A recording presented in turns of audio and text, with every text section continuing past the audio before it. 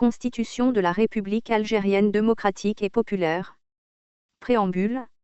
Le peuple algérien est un peuple libre, décidé à le demeurer. Son histoire est une longue chaîne de luttes qui ont fait de l'Algérie de toujours une terre de liberté et de dignité. Placée au cœur des grands moments qu'a connus la Méditerranée au cours de son histoire, l'Algérie a su trouver dans ses fils, depuis le royaume numide et l'épopée de l'islam jusqu'aux guerres coloniales, les héros de la liberté, de l'unité et du progrès en même temps que les bâtisseurs d'États démocratiques et prospères dans les périodes de grandeur et de paix. Le 1er novembre 1954 aura été un des sommets de son destin. Aboutissement d'une longue résistance aux agressions menées contre sa culture, ses valeurs et les composantes fondamentales de son identité que sont l'islam, l'arabité et l'amazaïté, le 1er novembre aura solidement ancré les luttes présentes dans le passé glorieux de la nation. Réuni dans le mouvement national puis au sein du Front de libération nationale, le peuple a versé son sang pour assumer son destin collectif dans la liberté et l'identité culturelle nationale retrouvée et se doter d'institutions authentiquement populaires. Couronnant la guerre populaire par une indépendance payée du sacrifice des meilleurs de ses enfants, le Front de libération nationale restaure enfin, dans toute sa plénitude, un État moderne et souverain. Sa foi dans les choix collectifs a permis au peuple de remporter des victoires décisives, marquées par la récupération des richesses nationales et la construction d'un État à son service exclusif, exerçant ses pouvoirs en toute indépendance et à l'abri de toute pression extérieure. Ayant toujours milité pour la liberté et la démocratie, le peuple entend, par cette constitution, se doter d'institutions fondées sur la participation des citoyens à la gestion des affaires publiques et qui réalisent la justice sociale, l'égalité et la liberté de chacun et de tous. En approuvant cette constitution, œuvre de son génie propre, reflet de ses aspirations, fruit de sa détermination et produit de mutations sociales profondes, le peuple entend ainsi consacrer plus solennellement que jamais la primauté du droit. La Constitution est au-dessus de tous, elle est la loi fondamentale qui garantit les droits et libertés individuelles et collectifs, protège la règle du libre choix du peuple et confère la légitimité à l'exercice des pouvoirs. Elle permet d'assurer la protection juridique et le contrôle de l'action des pouvoirs publics dans une société où règne la légalité et l'épanouissement de l'homme dans toutes ses dimensions. Fort de ses valeurs spirituelles, profondément enracinées, et de ses traditions de solidarité et de justice, le peuple est confiant dans ses capacités à œuvrer pleinement au progrès culturel, social et économique du monde d'aujourd'hui et de demain. L'Algérie, terre d'islam, partie intégrante du Grand Maghreb, pays arabes, méditerranéens et africains, s'honore du rayonnement de sa révolution du 1er novembre et du respect que le pays a su acquérir et conserver en raison de son engagement pour toutes les causes justes dans le monde. La fierté du peuple, ses sacrifices, son sens des responsabilités, son attachement ancestral à la liberté et à la justice sociale sont les meilleurs garants du respect des principes de cette Constitution qu'il adopte et transmet aux générations futures, dignes héritières des pionniers et des bâtisseurs d'une société libre. Égal titre premier, des principes généraux régissant la société algérienne égal. Chapitre 1er, de l'Algérie. Article 1er. L'Algérie est une république démocratique et populaire. Elle est une et indivisible. Article 2. L'islam est la religion de l'État. Article 3. L'arabe est la langue nationale et officielle. Article 3 bis. Tamazight est également langue nationale. L'État œuvre à sa promotion et à son développement dans toutes ses variétés linguistiques en usage sur le territoire national. Article 4. La capitale de la République est Alger. Article 5. L'emblème national et l'hymne national sont des conquêtes de la Révolution du 1er novembre 1954. Ils sont immuables. Ces deux symboles de la Révolution, devenus ceux de la République, se caractérisent comme suit. 1 degré l'emblème national est vert et blanc frappé en son milieu d'une étoile et d'un croissant rouge. 2 degrés l'hymne national est, cassamment, dans l'intégralité de ses couplets. Le sceau de l'État est fixé par la loi. Chapitre 2, du peuple. Article 6. Le peuple est la source de tout pouvoir. La souveraineté nationale appartient exclusivement au peuple. Article 7. Le pouvoir constituant appartient au peuple. Le peuple exerce sa souveraineté par l'intermédiaire des institutions qu'il se donne. Le peuple l'exerce par voie de référendum et par l'intermédiaire de ses représentants élus. Le président de la République peut directement recourir à l'expression de la volonté du peuple. Article 8. Le peuple se donne des institutions ayant pour finalité la sauvegarde et la consolidation de l'indépendance nationale. La sauvegarde et la consolidation de l'identité et de l'unité nationale. La protection des libertés fondamentales du citoyen et l'épanouissement social et culturel de la nation. La suppression de l'exploitation de l'homme par l'homme. La protection de l'économie nationale contre toute forme de malversation ou de détournement, d'accaparement ou de confiscation illégitime. Article 9. Les institutions s'interdisent.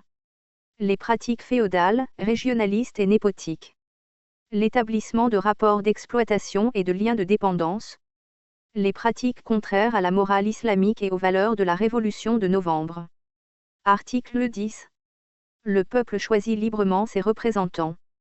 La représentation du peuple n'a d'autre limite que celle fixée par la Constitution et la loi électorale. Chapitre 3, de l'État. Article 11. L'État puise sa légitimité et sa raison d'être dans la volonté du peuple. Sa devise est par le peuple et pour le peuple. Il est au service exclusif du peuple. Article 12. La souveraineté de l'État s'exerce sur son espace terrestre, son espace aérien et ses eaux. L'État exerce également son droit souverain établi par le droit international sur chacune des différentes zones de l'espace maritime qui lui reviennent. Article 13. En aucun cas, il ne peut être abandonné ou aliéné une partie du territoire national. Article 14. L'État est fondé sur les principes d'organisation démocratique et de justice sociale. L'Assemblée élue constitue le cadre dans lequel s'exprime la volonté du peuple et s'exerce le contrôle de l'action des pouvoirs publics. Article 15. Les collectivités territoriales de l'État sont la commune et la wilaya. La commune est la collectivité de base. Article 16. L'Assemblée élue constitue l'assise de la décentralisation et le lieu de la participation des citoyens à la gestion des affaires publiques. Article 17. La propriété publique est un bien de la collectivité nationale. Elle comprend le sous-sol, les mines et les carrières, les sources naturelles d'énergie, les richesses minérales, naturelles et vivantes des différentes zones du domaine maritime national, les eaux et les forêts. Elle est, en outre, établie sur les transports ferroviaires, maritimes et aériens, les postes et les télécommunications, ainsi que sur d'autres biens fixés par la loi. Article 18. Le domaine national est défini par la loi. Il comprend les domaines publics et privés de l'État, de la wilaya et de la commune. La gestion du domaine national s'effectue conformément à la loi. Article 19. L'organisation du commerce extérieur relève de la compétence de l'État.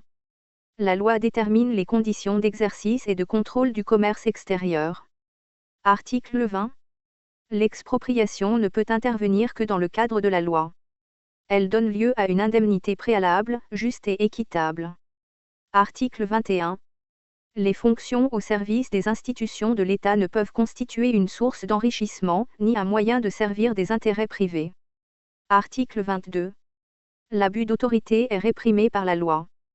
Article 23. L'impartialité de l'administration est garantie par la loi. Article 24. L'État est responsable de la sécurité des personnes et des biens. Il assure la protection de tout citoyen à l'étranger. Article 25. La consolidation et le développement du potentiel de défense de la nation s'organisent autour de l'Armée nationale populaire. L'Armée nationale populaire a pour mission permanente la sauvegarde de l'indépendance nationale et la défense de la souveraineté nationale. Elle est chargée d'assurer la défense de l'unité et de l'intégrité territoriale du pays, ainsi que la protection de son espace terrestre, de son espace aérien et des différentes zones de son domaine maritime. Article 26. L'Algérie se défend de recourir à la guerre pour porter atteinte à la souveraineté légitime et à la liberté d'autres peuples. Elle s'efforce de régler les différends internationaux par des moyens pacifiques. Article 27. L'Algérie est solidaire de tous les peuples qui luttent pour la libération politique et économique, pour le droit à l'autodétermination et contre toute discrimination raciale. Article 28.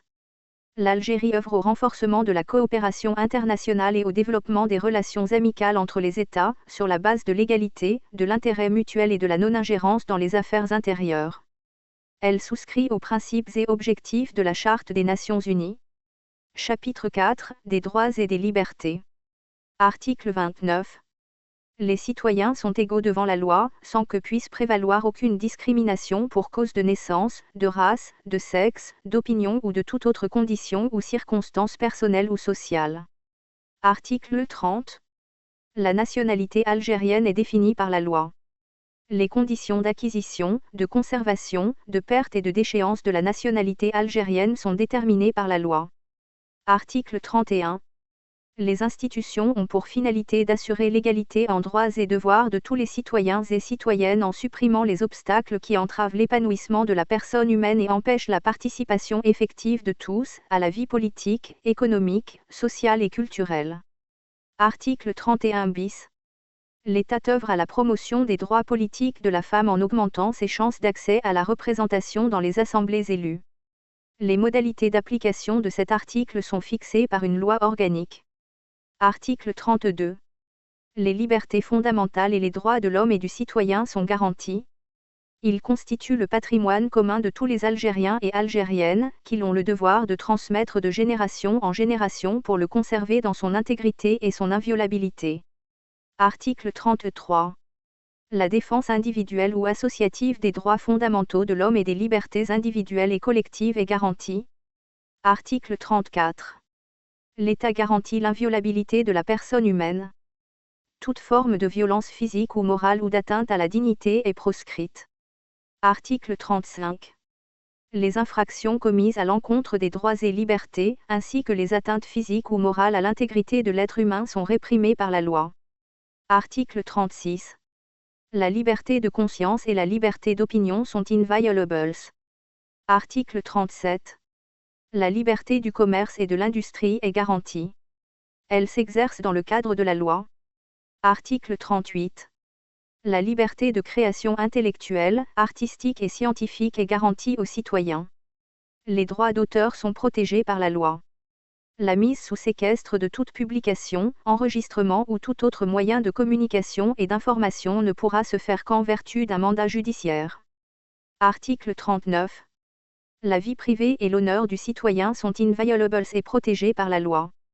Le secret de la correspondance et de la communication privée, sous toutes leurs formes, est garanti.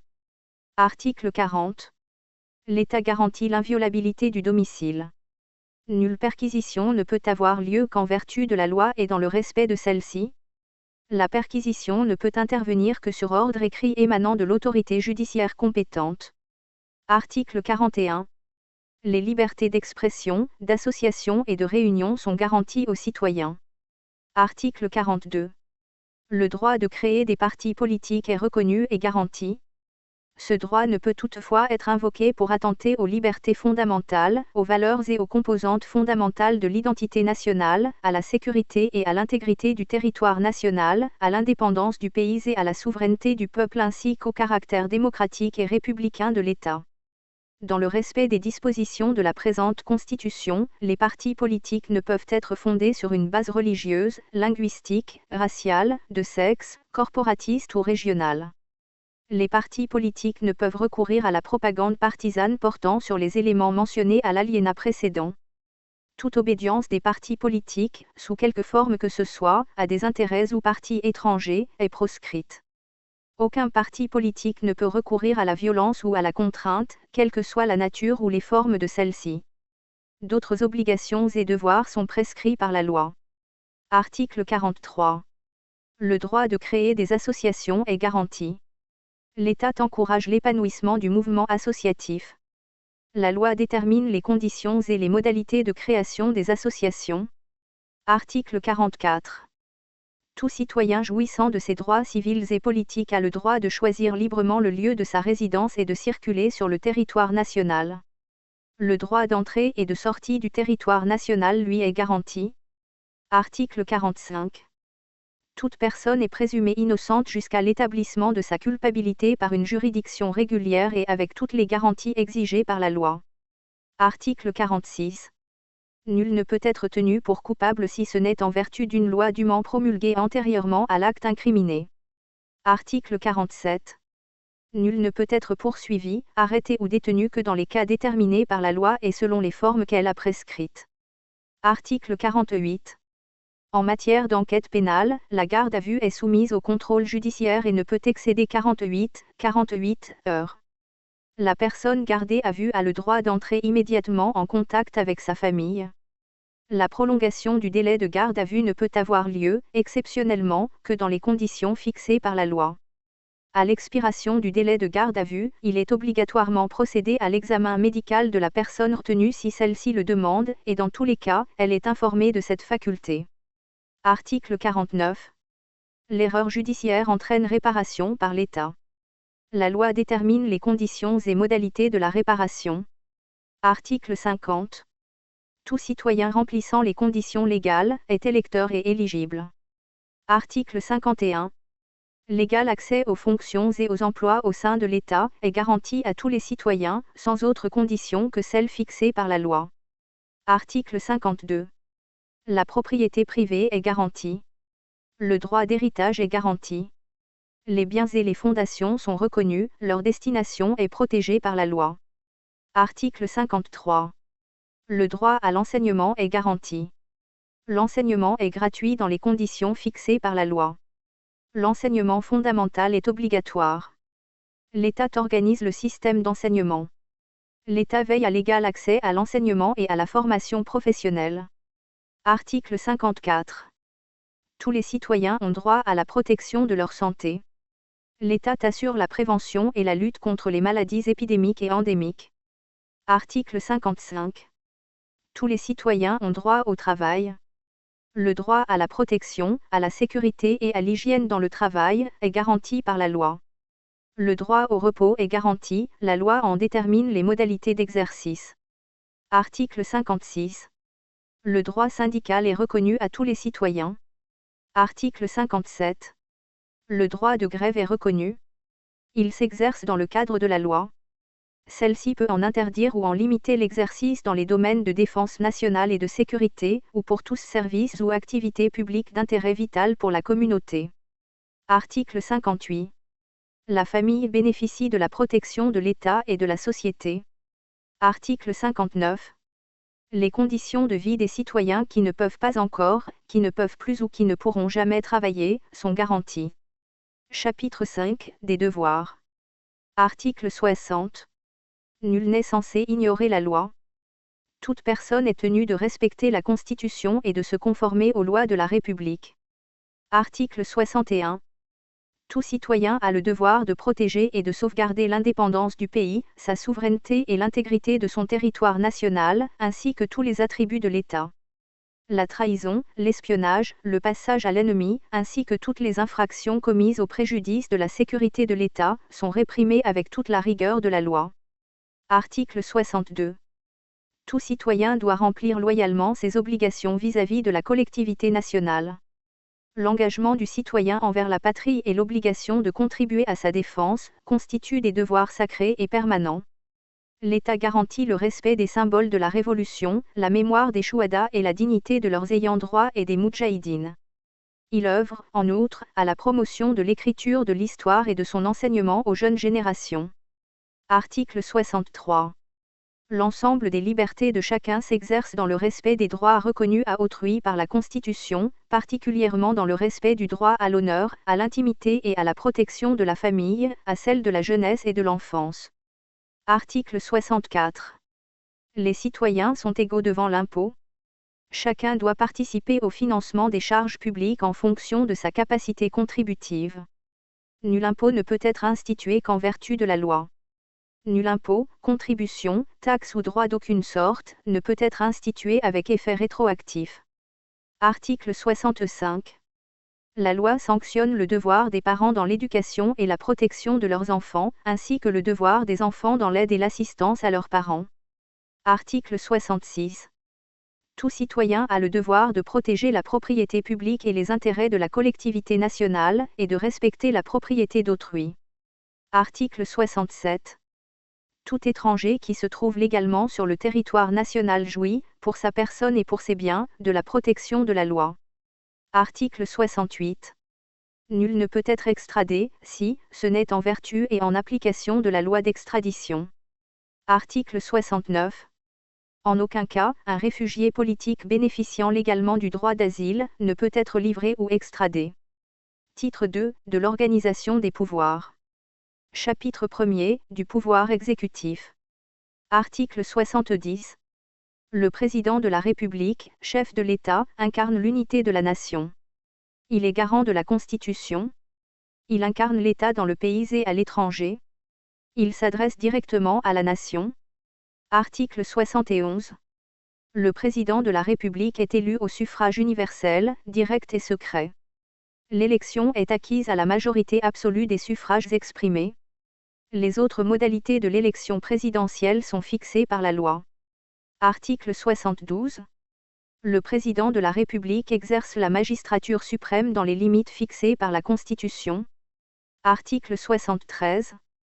Pour être éligible à la présidence de la République, le candidat doit jouir uniquement de la nationalité algérienne d'origine, être de confession musulmane, avoir 40 ans révolus au jour de l'élection, jouir de la plénitude de ses droits civils et politiques, attester de la nationalité algérienne du conjoint, justifier de la participation à la révolution du 1er novembre 1954 pour les candidats nés avant juillet 1942.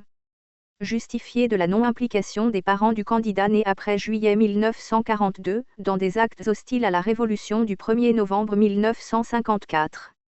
Produire la déclaration publique du patrimoine mobilier et immobilier, tant à l'intérieur qu'à l'extérieur de l'Algérie. D'autres conditions sont prescrites par la loi. Article 74. La durée du mandat présidentiel est de 5 ans. Le président de la République est rééligible. Article 75. Le président de la République prête serment devant le peuple et en présence de toutes les hautes instances de la nation, dans la semaine qui suit son élection. Il entre en fonction aussitôt après sa prestation de serment. Article 76.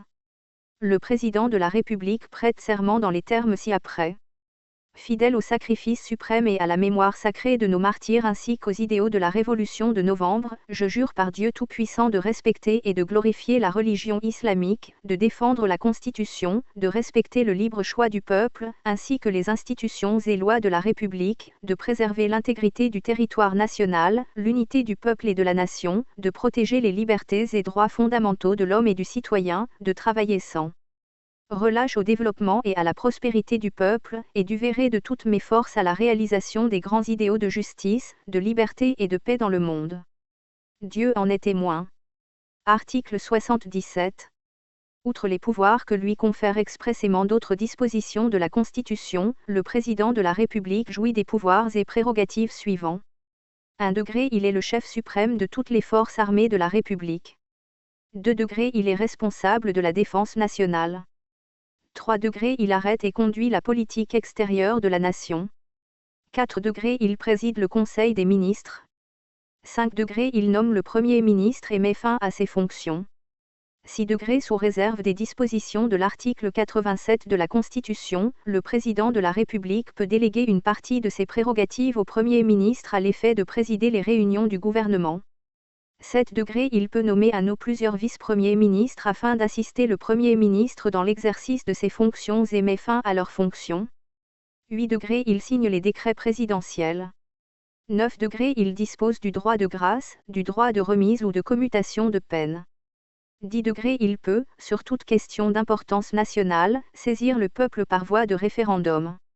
11 degrés il conclut et ratifie les traités internationaux. 12 degrés il décerne les décorations, distinctions et titres honorifiques d'État. Article 78. Le président de la République nomme 1 degré aux emplois et mandats prévus par la Constitution. 2 degrés aux emplois civils et militaires de l'État. 3 degrés aux désignations arrêtées en Conseil des ministres. 4 degrés le président du Conseil d'État. 5 degrés le secrétaire général du gouvernement. 6 degrés le gouverneur de la Banque d'Algérie. 7 degrés les magistrats. 8 degrés les responsables des organes de sécurité. 9 degrés les valises. Le président de la République nomme et rappelle les ambassadeurs et les envoyés extraordinaires de la République à l'étranger. Il reçoit les lettres de créance et de rappel des représentants diplomatiques étrangers. Article 79. Le président de la République nomme les membres du gouvernement après consultation du Premier ministre. Le Premier ministre met en œuvre le programme du président de la République et coordonne, à cet effet, l'action du gouvernement. Le Premier ministre arrête son plan d'action en vue de son exécution et le présente en Conseil des ministres. Article 80. Le Premier ministre soumet son plan d'action à l'approbation de l'Assemblée populaire nationale. Celle-ci ouvre à cet effet un débat général. Le Premier ministre peut adapter ce plan d'action, à la lumière de ce débat, en concertation avec le Président de la République. Le Premier ministre présente au Conseil de la Nation une communication sur son plan d'action tel qu'approuvé par l'Assemblée populaire nationale. Le Conseil de la Nation peut émettre une résolution. Article 81. En cas de non-approbation de son plan d'action par l'Assemblée populaire nationale, le Premier ministre présente la démission du gouvernement au Président de la République. Celui-ci nomme à nouveau un Premier ministre selon les mêmes modalités. Article 82. Si l'approbation de l'Assemblée populaire nationale n'est de nouveau pas obtenue, l'Assemblée populaire nationale est dissoute de plein droit. Le gouvernement en place est maintenu pour gérer les affaires courantes, jusqu'à l'élection d'une nouvelle Assemblée populaire nationale qui doit intervenir dans un délai maximal de 3 mois. Article 83. Le Premier ministre exécute et coordonne le programme adopté par l'Assemblée populaire nationale. Article 84. Le gouvernement présente annuellement à l'Assemblée populaire nationale une déclaration de politique générale. La déclaration de politique générale donne lieu à débat sur l'action du gouvernement. Ce débat peut s'achever par une résolution. Il peut également donner lieu au dépôt d'une motion de censure par l'Assemblée populaire nationale, conformément aux dispositions des articles 135,136 et 137 ci-dessous. Le Premier ministre peut demander à l'Assemblée populaire nationale un vote de confiance. Si la motion de confiance n'est pas votée, le Premier ministre présente la démission de son gouvernement. Dans ce cas, le Président de la République peut, avant l'acceptation de la démission, faire usage des dispositions de l'article 129 ci-dessous. Le gouvernement peut également présenter au Conseil de la Nation une déclaration de politique générale. Article 85. Outre les pouvoirs que lui confèrent expressément d'autres dispositions de la Constitution, le Premier ministre exerce les attributions suivantes. 1 degré il répartit les attributions entre les membres du gouvernement, dans le respect des dispositions constitutionnelles. 2 degré il veille à l'exécution des lois et règlements. 3 degré il signe les décrets exécutifs, après approbation du Président de la République. 4 degré il nomme aux emplois de l'État, après approbation du Président de la République et sans préjudice des dispositions des articles entre 77 et 78 ci-dessus. 5 degré il veille au bon fonctionnement de l'administration publique. Article 86. Le Premier ministre peut présenter au Président de la République la démission de son gouvernement. Article 87.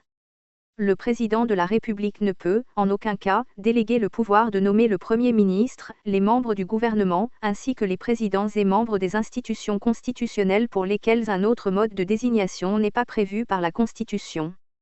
De même, il ne peut déléguer son pouvoir de recourir au référendum, de dissoudre l'Assemblée populaire nationale, de décider des élections législatives anticipées, de mettre en œuvre les dispositions prévues aux articles 77, 78, 91, 93 à 95, 97, 124, 126, 127 et 128 de la Constitution.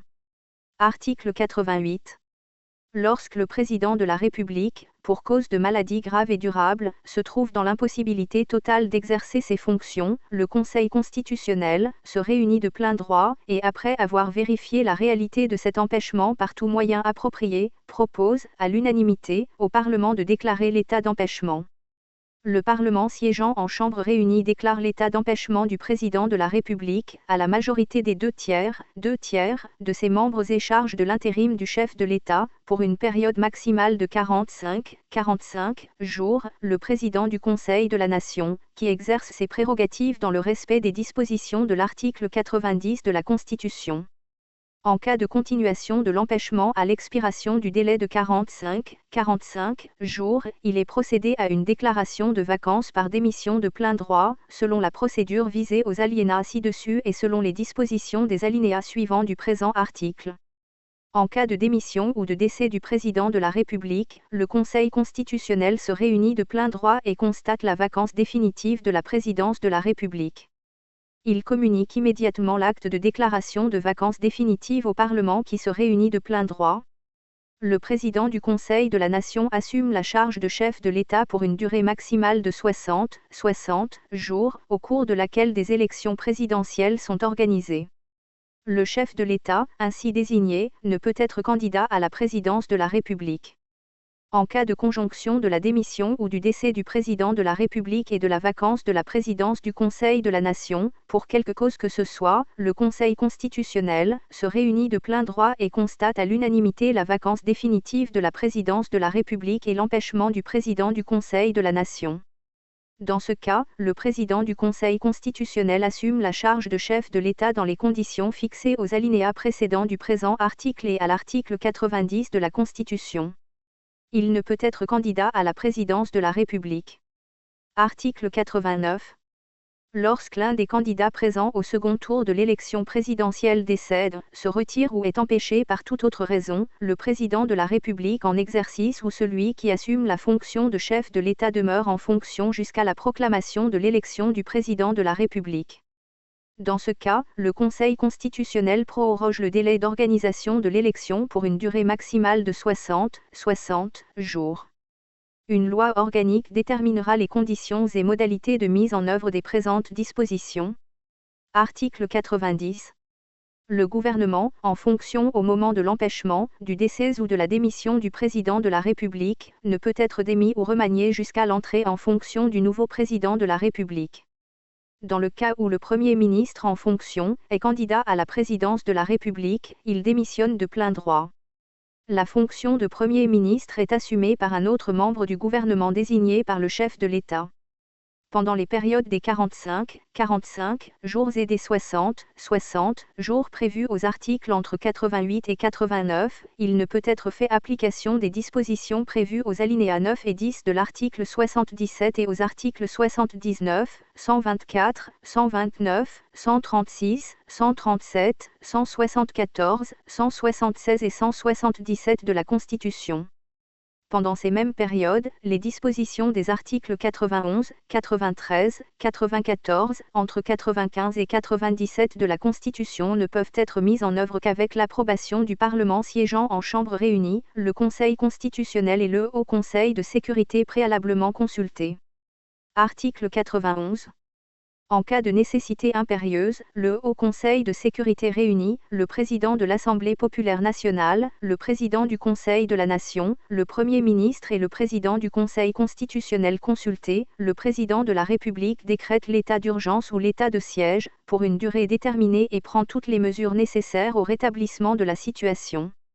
La durée de l'état d'urgence ou de l'état de siège ne peut être prorogée qu'après l'approbation du Parlement siégeant en chambre réunie.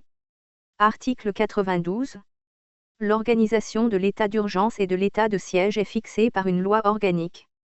Article 93. Lorsque le pays est menacé d'un péril imminent dans ses institutions, dans son indépendance ou dans son intégrité territoriale, le président de la République décrète l'état d'exception. Une telle mesure est prise, le président de l'Assemblée populaire nationale, le président du Conseil de la Nation et le Conseil constitutionnel consulté, le Haut Conseil de sécurité et le Conseil des ministres entendus. L'état d'exception habilite le président de la République à prendre les mesures exceptionnelles que commande la sauvegarde de l'indépendance de la nation et des institutions de la République. Le Parlement se réunit de plein droit. L'état d'exception prend fin dans les mêmes formes et selon les procédures ci-dessus qui ont présidé à sa proclamation. Article 94. Le Haut Conseil de sécurité entendu, le président de l'Assemblée populaire nationale et le président du Conseil de la Nation consulté, le président de la République décrète la mobilisation générale en Conseil des ministres. Article 95. Le Conseil des ministres réuni, le Haut Conseil de sécurité entendu, le président de l'Assemblée populaire nationale et le président du Conseil de la Nation consulté, le président de la République déclare la guerre en cas d'agression effective ou imminente, conformément aux dispositions pertinentes de la Charte des Nations Unies. Le Parlement se réunit de plein droit. Le président de la République informe la nation par un message.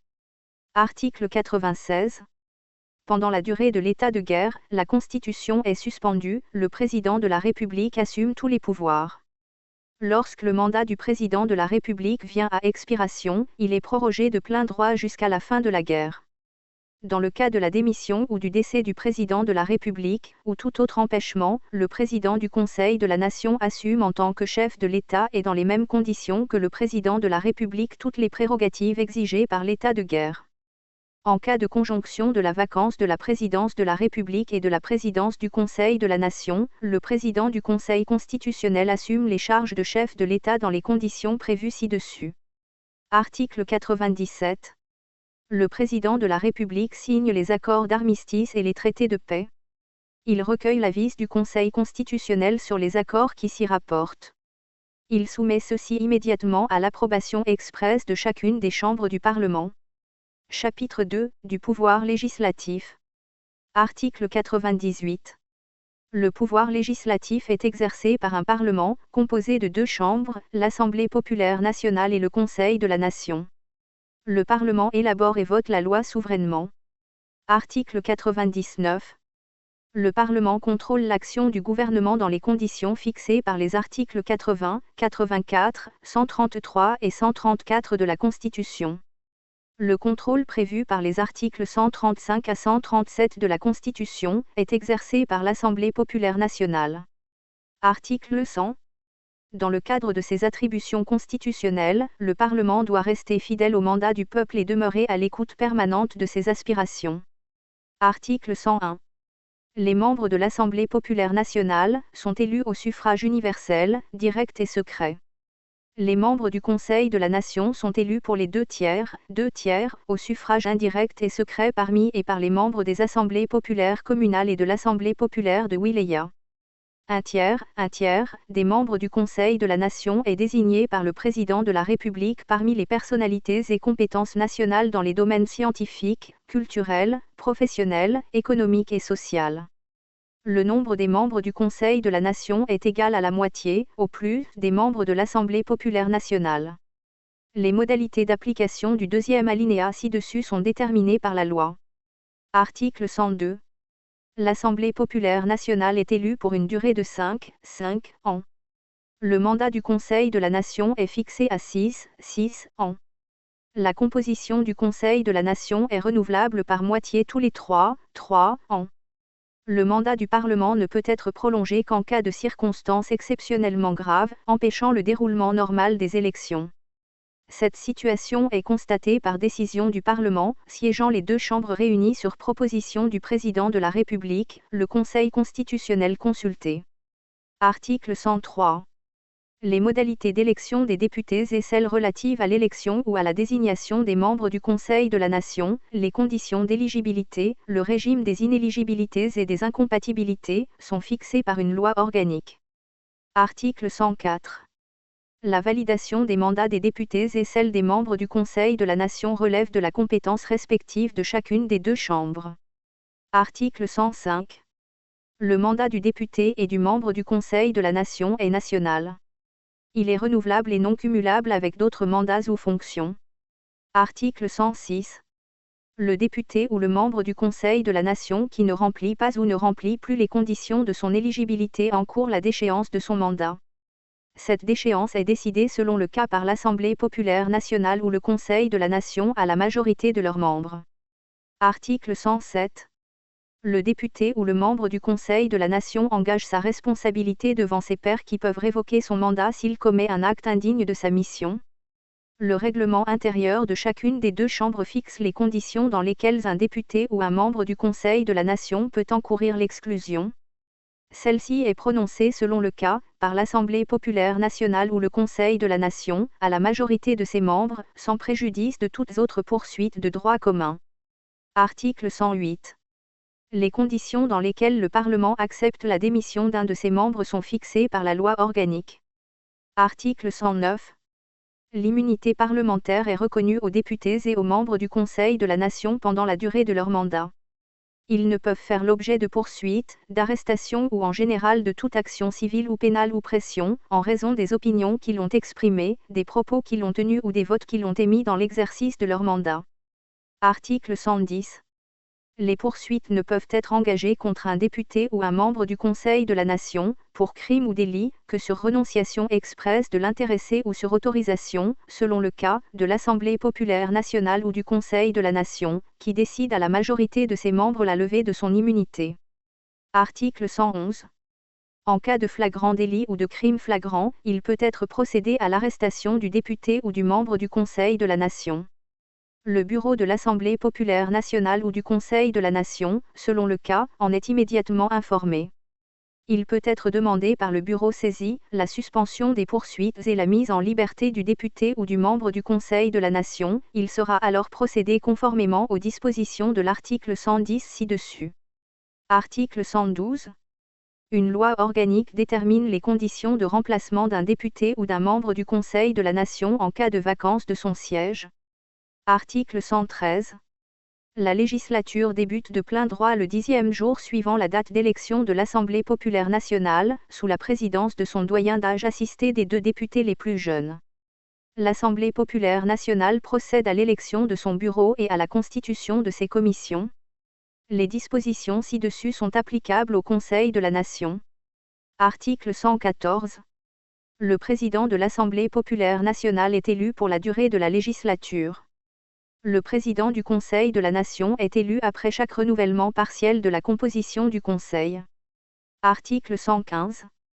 L'organisation et le fonctionnement de l'Assemblée populaire nationale et du Conseil de la Nation, ainsi que les relations fonctionnelles entre les chambres du Parlement et le gouvernement, sont fixés par une loi organique.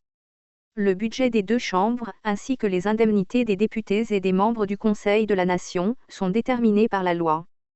L'Assemblée populaire nationale et le Conseil de la Nation élaborent et adoptent leur règlement intérieur. Article 116.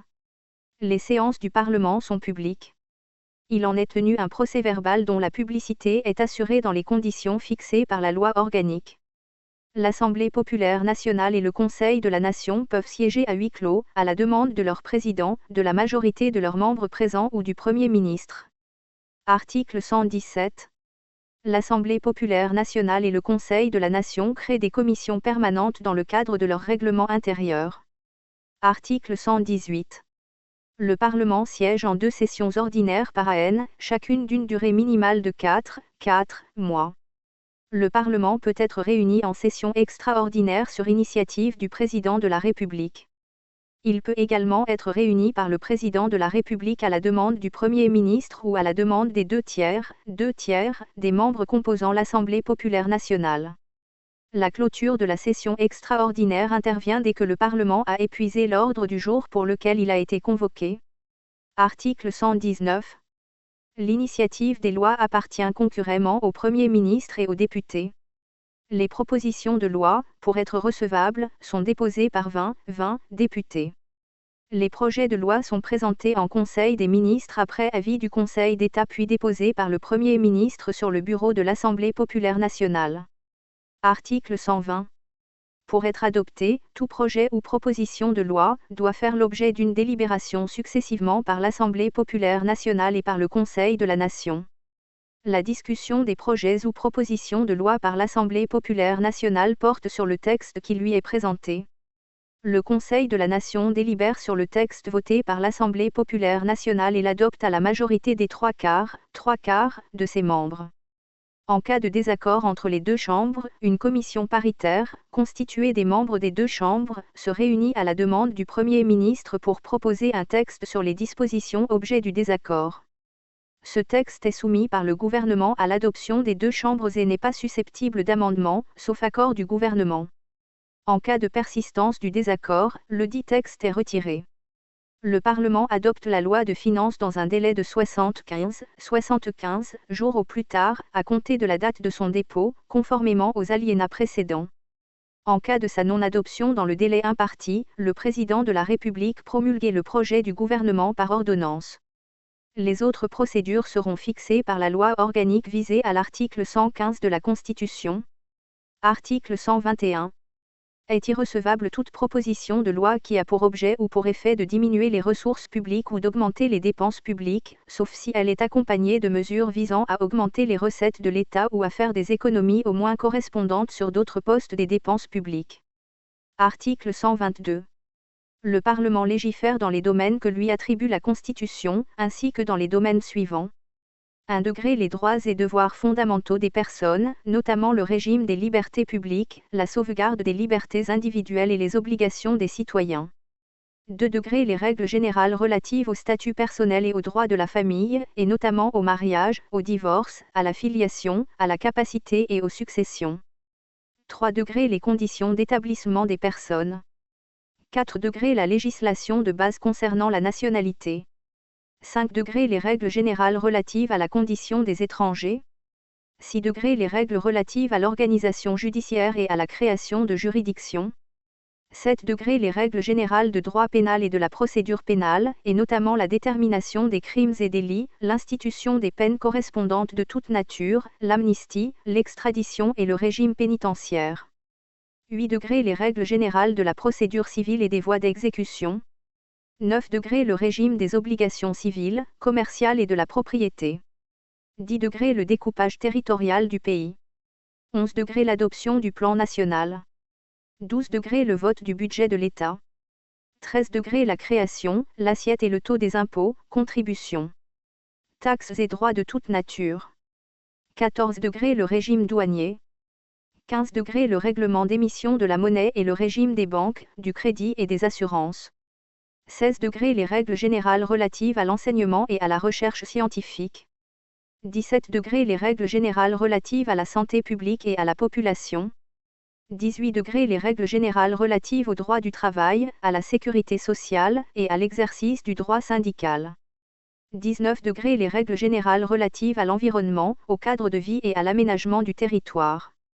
20. Les règles générales relatives à la protection de la faune et de la flore. 21. La protection et la sauvegarde du patrimoine culturel et historique. 22. Le régime général des forêts et des terres pastorales. 23. Le régime général de l'eau. 24. Le régime général des mines et des hydrocarbures. 25. Le régime foncier. 26. Les garanties fondamentales accordées aux fonctionnaires et le statut général de la fonction publique. 27. Les règles générales relatives à la défense nationale et à l'utilisation des forces armées par les autorités civiles. 28. Les règles de transfert de propriété du secteur public au secteur privé. 29. La création de catégories d'établissements. 30. La création de décorations, distinctions et titres honorifiques d'État. Article 123. Outre les domaines réservés par la Constitution à la loi organique, relèvent également de la loi organique les matières suivantes. L'organisation et le fonctionnement des pouvoirs publics. Le régime électoral. La loi relative aux partis politiques. La loi relative à l'information. Les statuts de la magistrature et l'organisation judiciaire. La loi cadre relative aux lois de finances. La loi relative à la sécurité nationale. La loi organique est adoptée à la majorité absolue des députés et à la majorité des trois quarts des membres du Conseil de la Nation. Elle est soumise à un contrôle de conformité par le Conseil constitutionnel avant sa promulgation. Article 124. En cas de vacance de l'Assemblée populaire nationale ou dans les périodes d'intercession du Parlement, le président de la République peut légiférer par ordonnance. Le président de la République soumet les textes qu'il a pris à l'approbation de chacune des chambres du Parlement, à sa prochaine session. Sont caduques les ordonnances non adoptées par le Parlement. En cas d'état d'exception défini à l'article 93 de la Constitution, le président de la République peut légiférer par ordonnance. Les ordonnances sont prises en Conseil des ministres. Article 125. Les matières, autres que celles réservées à la loi, relèvent du pouvoir réglementaire du président de la République. L'application des lois relève du domaine réglementaire du Premier ministre.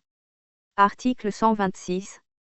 La loi est promulguée par le président de la République dans un délai de 30 jours à compter de la date de sa remise.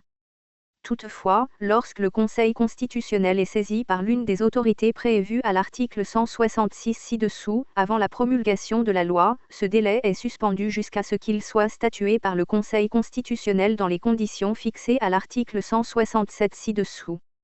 Article 127. Le président de la République peut demander une seconde lecture de la loi votée, dans les 30 jours qui suivent son adoption. Dans ce cas, la majorité des 2/3 des députés à l'Assemblée populaire nationale est requise pour l'adoption de la loi. Article 128. Le président de la République peut adresser un message au Parlement. Article 129. Le président de l'Assemblée populaire nationale, le président du Conseil de la Nation et le Premier ministre consulté, le président de la République peut décider de la dissolution de l'Assemblée populaire nationale ou d'élections législatives anticipées. Dans les deux cas, les élections législatives ont lieu dans un délai maximal de 3 mois. Article 130.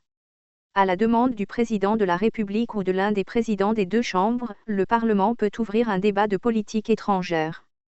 Ce débat peut s'achever, le cas échéant, par une résolution du Parlement, siégeant en chambre réunie, qui sera communiquée au président de la République. Article 131. Les accords d'armistice, les traités de paix, d'alliance et d'union, les traités relatifs aux frontières de l'État, ainsi que les traités relatifs au statut des personnes et ceux entraînant des dépenses non prévues au budget de l'État, sont ratifiés par le président de la République, après leur approbation expresse par chacune des chambres du Parlement. Article 132. Les traités ratifiés par le président de la République, dans les conditions prévues par la Constitution, sont supérieurs à la loi. Article 133. Les membres du Parlement peuvent interpeller le gouvernement sur une question d'actualité. Les commissions du Parlement peuvent entendre les membres du gouvernement. Article 134.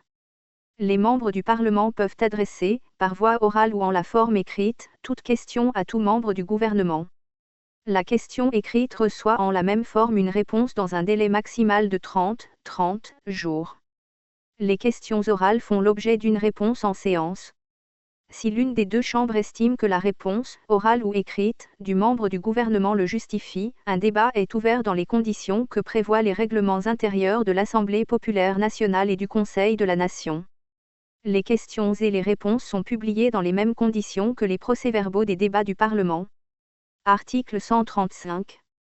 À l'occasion du débat sur la déclaration de politique générale, l'Assemblée populaire nationale peut mettre en cause la responsabilité du gouvernement par le vote d'une motion de censure.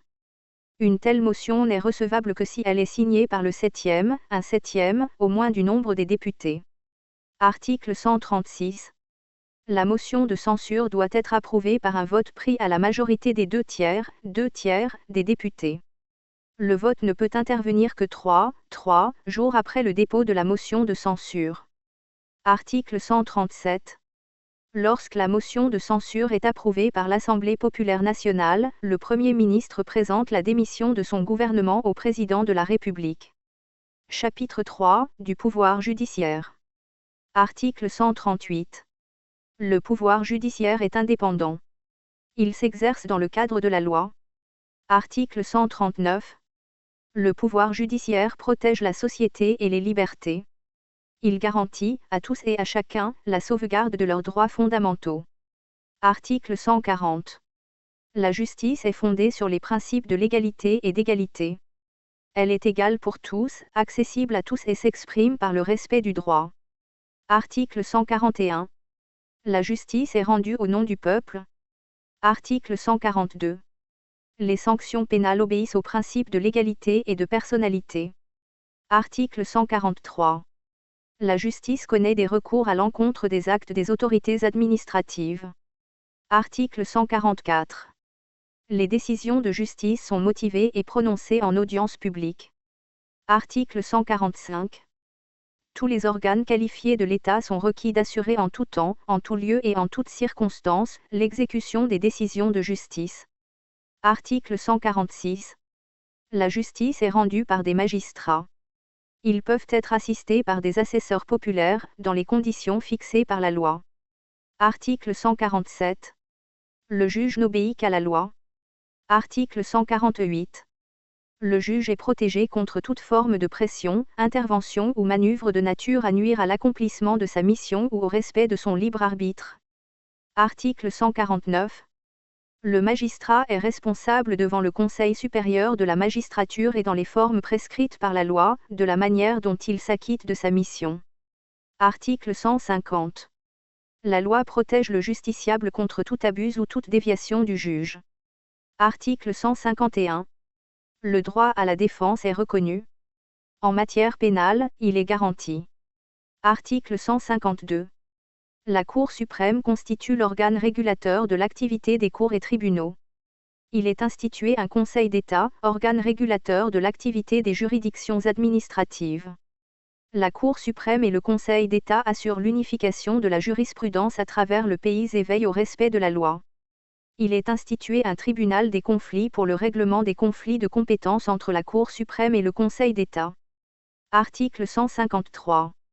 L'organisation, le fonctionnement et les autres attributions de la Cour suprême, du Conseil d'État et du tribunal des conflits sont fixés par une loi organique. Article 154. Le Conseil supérieur de la magistrature est présidé par le Président de la République. Article 155. Le Conseil supérieur de la magistrature décide, dans les conditions que la loi détermine, des nominations, des mutations et du déroulement de la carrière des magistrats. Il veille au respect des dispositions du statut de la magistrature et au contrôle de la discipline des magistrats, sous la présidence du premier président de la Cour suprême. Article 156. Le Conseil supérieur de la magistrature émet un avis consultatif préalable à l'exercice du droit de grâce par le président de la République. Article 157. La composition, le fonctionnement et les autres attributions du Conseil supérieur de la magistrature sont fixées par la loi organique. Article 158. Il est institué une haute cour de l'État pour connaître des actes pouvant être qualifiés de haute trahison du président de la République, des crimes et délits du Premier ministre, commis dans l'exercice de leurs fonctions. La composition, l'organisation et le fonctionnement de la haute cour de l'État, ainsi que les procédures applicables, sont fixés par une loi organique. Titre 3, du contrôle et des institutions consultatives.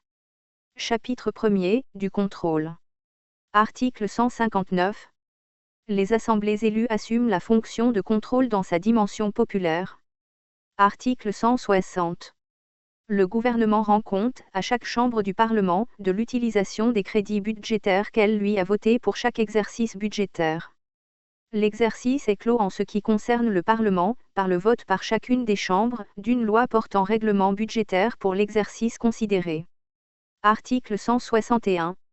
Chacune des deux chambres du Parlement peut, dans le cadre de ses prérogatives, instituer à tout moment des commissions d'enquête sur des affaires d'intérêt général. Article 162. Les institutions et organes de contrôle sont chargés de vérifier la conformité de l'action législative et exécutive avec la Constitution et de vérifier les conditions d'utilisation et de gestion des moyens matériels et des fonds publics. Article 163. Il est institué un Conseil constitutionnel chargé de veiller au respect de la Constitution.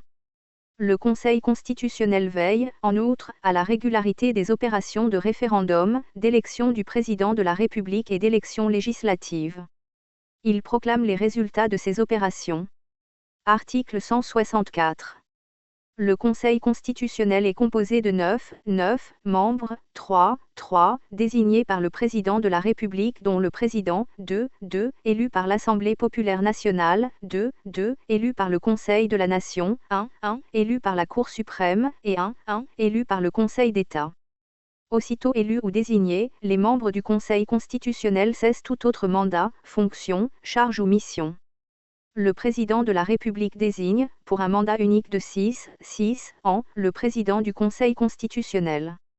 Les autres membres du Conseil constitutionnel remplissent un mandat unique de 6 ans et sont renouvelés par moitié tous les 3 ans. Article 165. Outre les autres attributions qui lui sont expressément conférées par d'autres dispositions de la Constitution, le Conseil constitutionnel se prononce sur la constitutionnalité des traités, lois et règlements, soit par un avis si ceux-ci ne sont pas rendus exécutoires, soit par une décision dans le cas contraire.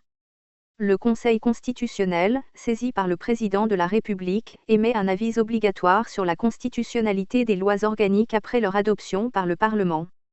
Le Conseil constitutionnel se prononce également dans les mêmes formes prévues à l'alinéa précédent sur la conformité à la Constitution du règlement intérieur de chacune des deux chambres du Parlement. Article 166.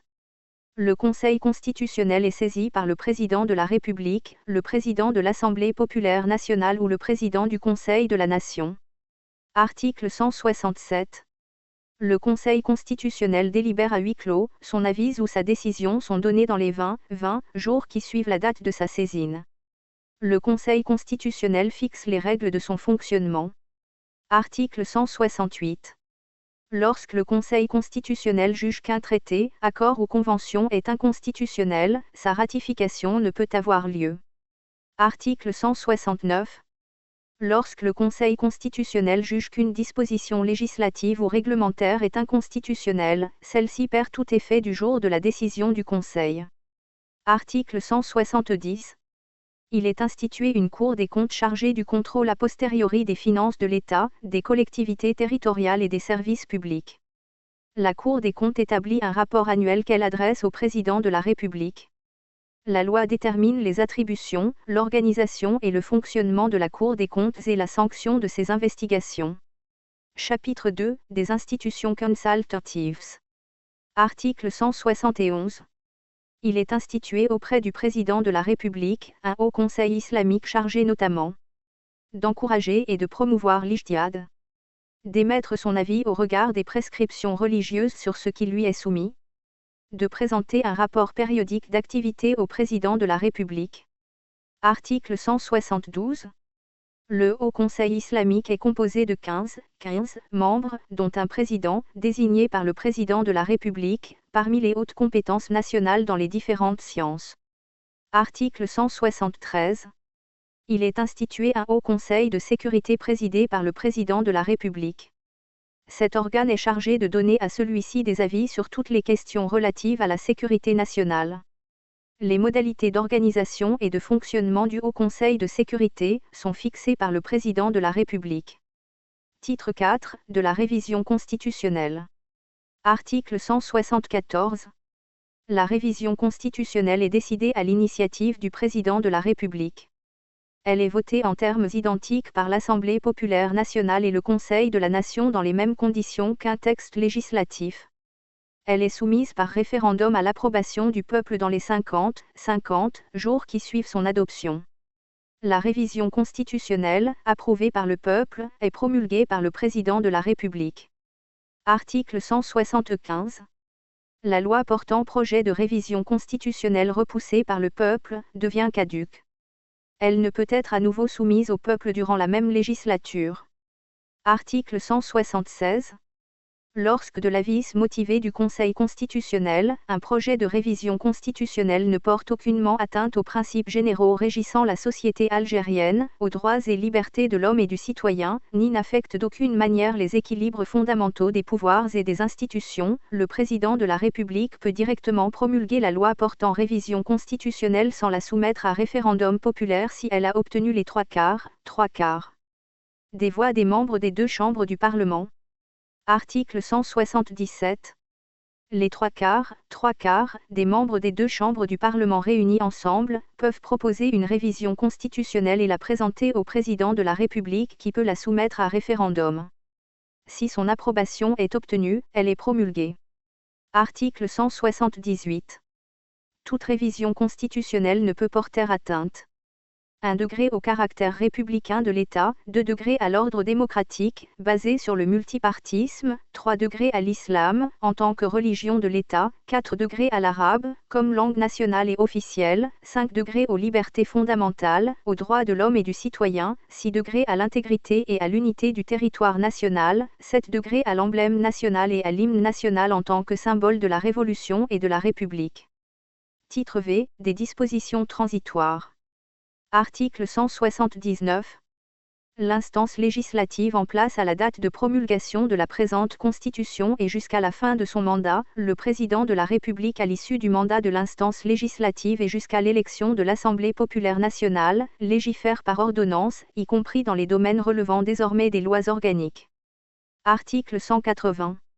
En attendant la mise en place des institutions prévues par la présente Constitution, les lois en vigueur, relevant du domaine organique demeurent applicables jusqu'à leur modification ou remplacement suivant les procédures prévues par la Constitution. Le Conseil constitutionnel, dans sa représentation actuelle, assurera les prérogatives qui lui sont dévolues par la présente Constitution jusqu'à l'installation des institutions représentées en son sein. Toute modification ou ajout devra être effectuée sous réserve de l'article 164, alinéa 3, de la présente Constitution, en ayant recours au tirage au sort en cas de besoin. L'Assemblée populaire nationale élue assurera la plénitude du pouvoir législatif jusqu'à l'installation du Conseil de la Nation. Toutefois, le président de la République peut surseoir à la promulgation des lois prises sur initiative des députés jusqu'à leur adoption par le Conseil de la Nation. Article 181. Le renouvellement de la moitié, un demi, des membres du Conseil de la Nation, au cours du premier mandat, s'effectue à l'issue de la troisième année par tirage au sort. Il est procédé au remplacement des membres du Conseil de la Nation tirés au sort dans les mêmes conditions et suivant la même procédure qui ont présidé à leur élection ou désignation. Toutefois, le tirage au sort ne concerne pas le président du Conseil de la Nation qui assume le premier mandat de 6 ans. Article 182.